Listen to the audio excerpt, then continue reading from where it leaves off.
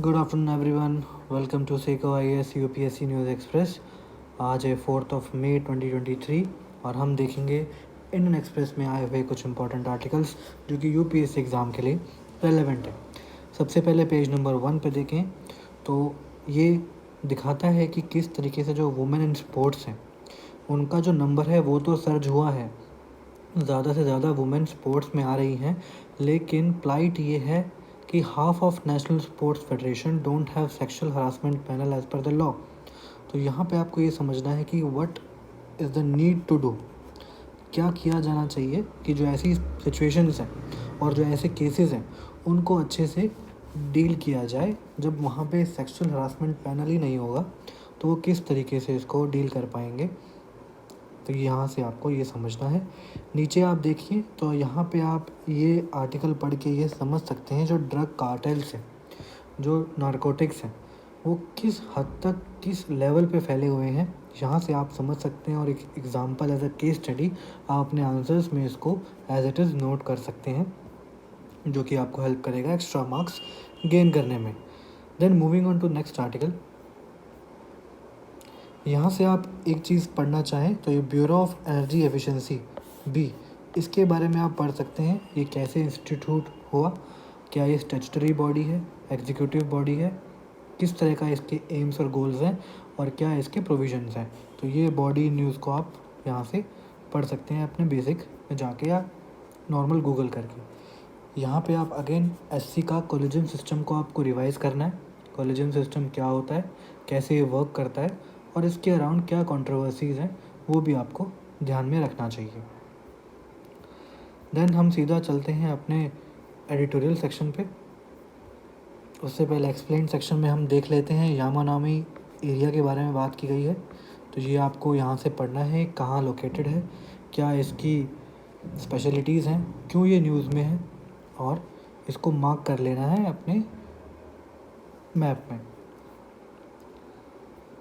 Then editorial section में आज कुछ इम्पोर्टेंट नहीं है। आइडियाज़ पेज पे इम्पोर्टेंट आर्टिकल है कि ओशियंस 20 किस तरीके से जो मरीन रिसोर्सेज हैं उनको डेवलप करना और क्लाइमेट चेंज को मिटिगेट करना, कैसे इंटर जनरेशनल इक्विटी लाई जाएगी। तो ये G20 की जो मीटिंग है उसमें हमारे जो CAG हैं गिरीश चंद्र मुर्मू जी, उन्होंने इसके बारे में बात करी है। तो आप यहाँ से ये ज़रूर आर्टिकल पढ़िए और ये समझिए कि क्या प्रॉब्लम्स हैं अभी मरीन डाइवर्सिटी, मरीन रिसोर्सेज को चलते हुए, और कैसे हम उन्हें सॉल्व कर सकते हैं। ये आर्टिकल इसलिए इम्पॉर्टेंट है। नेक्स्ट आर्टिकल हम देखें तो जो माओइस्ट चैलेंज है उसको इन्होंने बताया कि एक पॉलिटिकल अंडरस्टैंडिंग चाहिए, केवल सिक्योरिटाइजेशन से काम नहीं चलेगा। तो ये एडिटोरियल आया था पिछले दिनों, जहाँ एडिटर ने कुछ कहा था इनके बारे में कि किस तरीके से मोर सिक्योरिटी करके डील कर सकते हैं इस आइडिया को।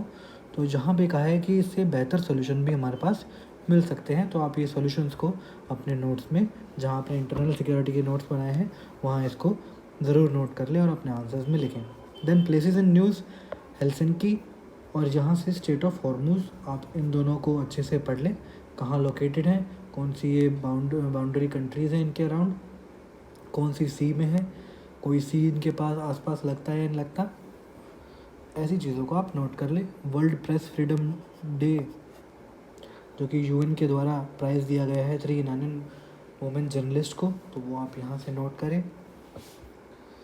देन सोशोलॉजी के पर्सपेक्टिव देखें तो ये साउथ कोरिया की जो हिस्ट्री है वहाँ पे एक ब्रूटल सेक्स ट्रेड बिल्ट थी US सोल्जर्स के लिए। तो ये प्लाइट दिखाता है वुमेन का कि किस तरीके से वॉर के दौरान भी वुमेन को मार्जिनलाइजेशन और वेरियस इंटरसेक्शनल हायरार्कीज़ या फिर इंटरसेक्शनल मार्जिनलिटीज़ से गुजरना पड़ता है। तो ये सोशोलॉजी के स्टूडेंट्स अपने आंसर में कोट कर सकते हैं, जहाँ भी वुमेन की प्लाइट के बारे में बात हो रही हो वॉर के दौरान या फिर कुछ ऐसी सिचुएशंस के दौरान, कि किस तरीके से वर्ल्ड वॉर के दौरान जापान और साउथ कोरिया में ये अमेरिकन सोल्जर्स के लिए एशियन वुमेन को सेक्स ट्रेड के काम में लिया जाता था। तो यहाँ से ये कितना प्लाइटफुल सिचुएशन है। तो ये कुछ आज आर्टिकल थे इंपॉर्टेंट हमारे न्यूज़पेपर में UPSC रिलेवेंट, तो आप इनको